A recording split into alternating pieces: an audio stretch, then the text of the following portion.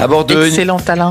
Ingenieur Sud Radio, on a le plaisir d'accueillir Philippe Fetoussi. Bonjour Philippe. Bonjour. Domaine Alauda. Racontez-nous, vous avez toujours été vigneron, vous ? Non, absolument pas. Je suis totalement un imposteur puisque je suis avocat et vigneron par passion et un peu par hasard. Donc vous avez une double vie actuellement, c'est ça ? Oui, c'est ça. Ouais. Et alors racontez-nous quand même, le muscadet, vous êtes tombé par hasard dedans ou quoi ?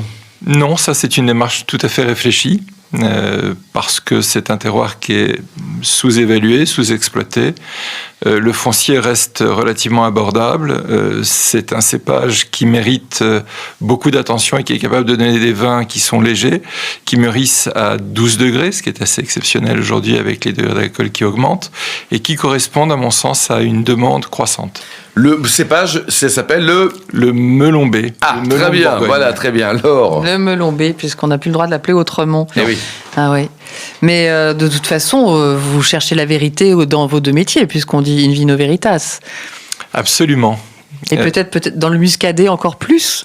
Dans le muscadet encore plus, sachant que on y aime défendre la veuve et l'orphelin, parce que c'est un terroir, c'est un vignoble ouvrier. Ouais.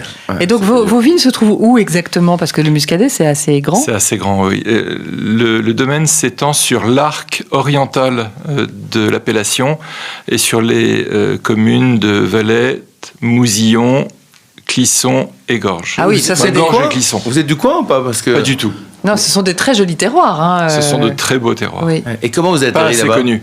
Comment vous avez atterri dans le muscadet ? Avec la réflexion que je viens de vous exposer, c'est-à-dire j'ai considéré que c'était l'endroit où il était intéressant de créer un domaine, D'accord. avec une démarche un peu iconoclaste pour cette région, puisque c'est que du parcellaire, que du melon, donc avec une espèce de rigueur qu'on pourrait Votre apparenter cabinet à la d'avocat, il est Bourgogne. à Paris ? Vous êtes avocat où ? Oui, je À Paris, suis quoi. avocat à Paris dans un cabinet international. Oui. D'accord, donc il y a un TGV direct pour aller du côté 2 heures. de 2 heures. À Nantes. Ah non. À À Nantes, Nantes, quoi. ouais. Laure, Mais donc vous le faites. Qui fait le vin pour vous ? Parce que est-ce que c'est vous qui faites le vin ? huissier de Quelqu'un justice, vous un aide ? procureur et un juge. Exactement, Ouais. une belle équipe. Non, il y a une équipe sur place. J'ai la chance d'avoir pour associé un monsieur qui s'appelle Jo Piton, que vous devez connaître. Célèbre vigneron Oui, de la région. qui sait faire quelques vins. C'est le moins qu'on puisse dire depuis un certain temps. Et puis, nous a rejoint Laurent Vallet, qui est aujourd'hui directeur du domaine et qui a officié 25 ans pour les vignobles Vautier et particulièrement à Ozone. Oui. Donc Voilà. vous êtes C'est une bien équipe entouré. pas mal. Il y a une belle équipe Oui. là. ouais. Mais Ouais. c'est quelle superficie de vigne ? 43 hectares à peu près. Et ça appartenait à qui avant d'ailleurs avant Ça appartenait à une famille historique qui, d'ailleurs, c'était assez drôle. Je vous disais tout à l'heure que c'était un vignoble qui a eu une histoire ouvrière, mais le business model ancien, c'était un vignoble un domaine qui envoyait plusieurs camions-citernes de vin tous les matins vers les chantiers navals de Saint-Nazaire. Eh oui. À l'époque, 35 000 ouvriers. D'où t'entends Un les litre. bateaux qui étaient un peu à gauche, à droite là, non Probablement. un litre par ouvrier par jour. 1 litre par jour. Ouais. Je sais pas si c'était une belle époque ou pas, mais en tout cas c'était une époque. Voilà. Bon, et alors, et vous, comment est-ce que vous allez distribuer les vins qui proviennent de 43 hectares ? C'est quand même pas rien. Alors, on ne met pas en bouteille Tout- 43 hectares. D'abord, on a la chance d'avoir un domaine dont le vignoble est très âgé, à peu près 80 ans de moyenne. Donc des rendements extrêmement faibles, 35 hecto-hectares, alors que dans la région on est plutôt à 55, donc tout ça diminue la quantité de vin. Et puis on privilégie pour la mise en bouteille les meilleures parcelles, puisque encore une fois c'est une démarche parcellaire. On Alors, met en bouteille à peu près 50 000 bouteilles. Ce qui est déjà pas mal, Laurent. Ouais, ce qui est pas mal. Alors, le muscadet, là, l'idée, on va tordre le cou au cliché, avec le petit muscadet sympa, les 3 huîtres, et puis après, c'est fini, il faut pas que ça coûte cher en plus. Non, c'est faux. Il y a des grands muscadets, il y a un vrai potentiel de garde. Alors, racontez-nous, faites votre pub, là. Et on est d'accord avec vous, avec Laure, enfin, à 99%. Alors, j'ai pas beaucoup de recul, puisque j'ai acquis le domaine il y a un peu plus de 2 ans, mais néanmoins, une chose qui a fait la décision, c'est que l'ancien propriétaire avait gardé quelques parcellaires âgés. Qui était à l'ancien l'époque, propriétaire, comment il s'appelait ? Pascal Guilbault. D'accord. Et donc, il m'a fait goûter des vieux millésimes et j'ai été absolument stupéfait de leur jeunesse, de leur capacité à vieillir et bien vieillir en donnant des vins qui s'arrondissent d'ailleurs avec le temps, évidemment. Et ça fait partie des choses qui m'ont parfaitement convaincu. Qu'est-ce qu'on peut imaginer comme type de plat d'ailleurs avec un muscadet jeune ou alors un muscadet plus âgé, tel que ceux que vous décrivez? Alors, moi, j'ai une petite ambition, elle va peut-être vous paraître ridicule, mais j'ai très envie de sortir le muscadet du ghetto de l'huître. On l'oublie. Merci. Écoutez, évidemment avec les poissons, mais aussi avec les fromages. Et on a un partenariat avec une maison célèbre de caviar pour associer caviar et muscadet. Et ça marche très bien. Ah oui. Pétrosian. Ah oui, très bien. On embrasse Mickaël, Armen et toute la famille là. Ouais. Et alors dites-nous, muscadet, alors ça c'est très bien pour l'image de marque en plus. Muscadet et caviar, ça fait chic. Ça hisse l'ambition, ça c'est sûr. Est-ce que ça fonctionne? Parce qu'avec le caviar, c'est pas facile en général. À part la vodka. C'est formidable. Oui, ça marche bien. Ouais, vraiment. C'est moins facile de trouver du caviar que des huîtres. Quand même. Absolument. Quoique, c'est en train de changer. Pourquoi vous allez fabriquer du caviar du tout, en France? Mais on n'en fabrique plus seulement qu'en Russie. On en trouve en France, en Italie. L'Italie est devenue l'un des plus grands producteurs mondiaux. En Chine également, quoi, c'est vrai. Absolument. Et alors, votre ambition, donc aujourd'hui, c'est de valoriser d'abord vos vins, parce qu'il y a quand même un paquet d'hectares, quoi, et de redonner des lettres de noblesse au muscadet.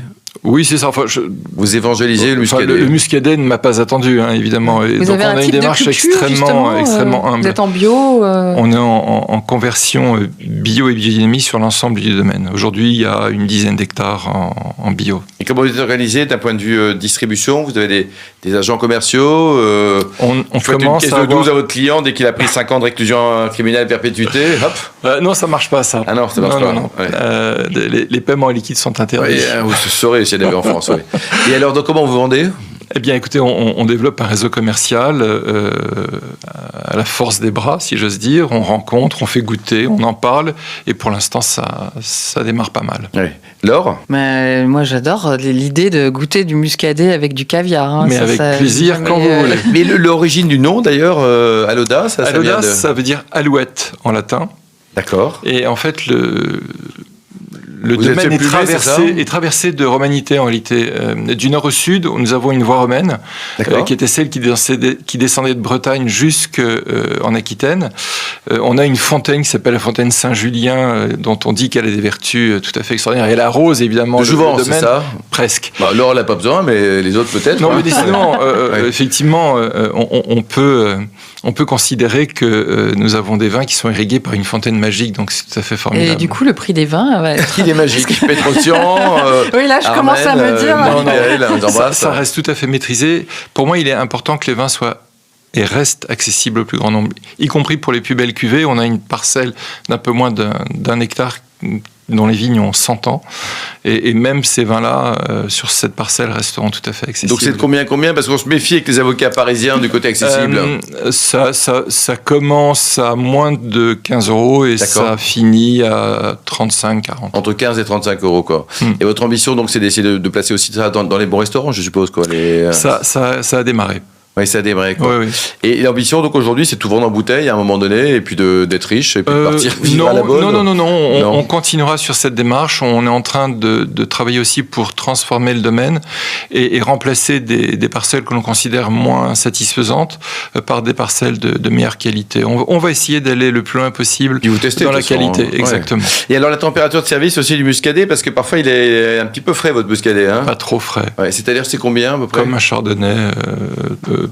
12, 13, c'est très bien. Ouais. Et dans une gamme, le fait d'avoir que des blancs, ça vous perturbe pas, là? Vous dites pas... Non, il paraît qu'on consomme de plus en plus de blancs dans le monde. Ouais. Et le rosé, là, parce que la vague du rosé n'atteint pas le muscadet, quoi. Écoutez, certaines mauvaises langues disent qu'ils en ont marre de boire du rosé et préfèrent boire du vin, et donc du vin blanc.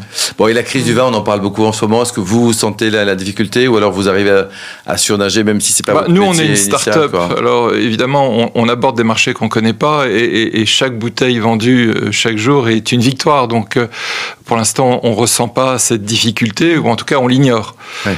Voilà. C'est bien. Il y a des fêtes, il y a les comment ça s'appelle, les Hellfest. Ça fait venir quand même beaucoup de monde, et on boit beaucoup. Hein. Ça boit beaucoup de bière, malheureusement, beaucoup plus. Ah oui, vous avez la concurrence, c'est pas le rosé, mais c'est la bière. Le hard rock et la bière, ça marche bien. Ouais, bon, merci en tout cas, Philippe. Merci. Rappelez-nous, là, il y a un site internet, une adresse pour votre domaine. Oui, domaine Aloda. Aloda, comment ça s'écrit, Aloda? A-L-A-U-D-A. Merci Philippe, merci Laure Gasparotto. On se retrouve dans un instant avec le Vino Quiz pour gagner les très jolis cadeaux en jouant sur invinoradio.tv.